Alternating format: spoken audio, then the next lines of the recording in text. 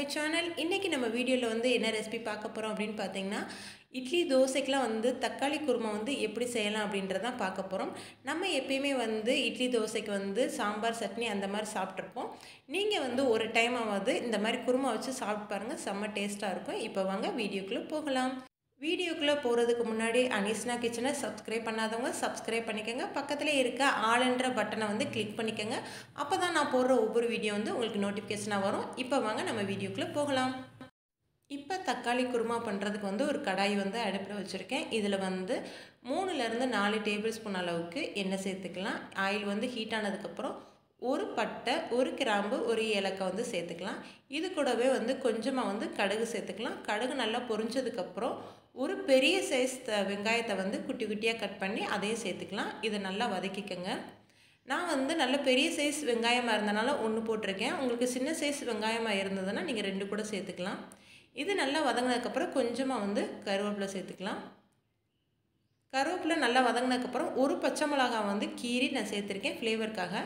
அதுக்கப்புறம் வந்து 1/4 டீஸ்பூன் அளவுக்கு இஞ்சி பூண்டு பேஸ்ட்டு சேர்த்துக்கலாம். இதோட பச்சை வாசனை போகிற அளவுக்கு நல்லா வதக்கிக்கோங்க.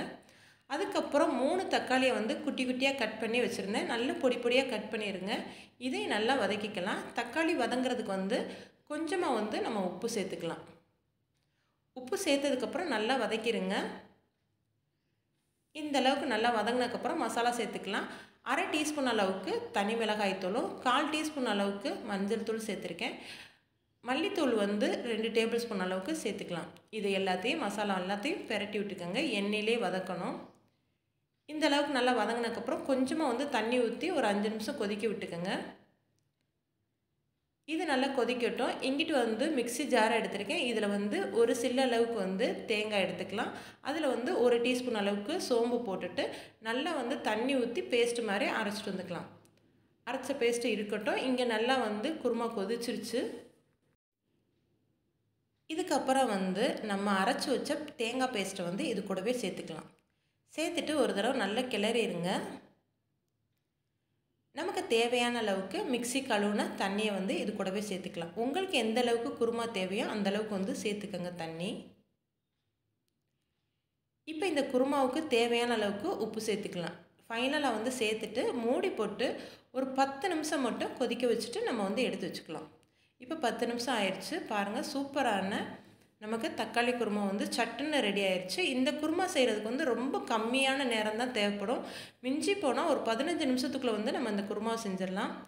இதுக்கப்புறம் வந்து ஃபைனலாக வந்து மல்லியில் கூட நீங்கள் தூவிக்கலாம். ஆனால் வந்து நான் கொஞ்சம் டிஃப்ரெண்ட்டாக இருக்கணும் அப்படின்றதுக்காக வந்து கஸ்தூரி மேட்டி இருக்குது பார்த்திங்களா, உங்களுக்கு வெந்தயக்கீரை, அது வந்து நல்லா கையில் வந்து ஸ்க்ரப் பண்ணிவிட்டு அதை வந்து சேர்த்துருக்கேன். இந்த ஃப்ளேவர் வந்து சூப்பராக இருக்கும். கண்டிப்பாக வந்து ஒரு தடவை ட்ரை பண்ணி பாருங்கள். இப்போ நமக்கு சுவையான தக்காளி குருமா வந்து நமக்கு ரெடி ஆயிடுச்சு. ஓகே ஃப்ரெண்ட்ஸ், இந்த வீடியோ உங்களுக்கு பிடிச்சிருந்தா லைக் பண்ணி ஷேர் பண்ணி கமெண்ட் பண்ணுங்கள்.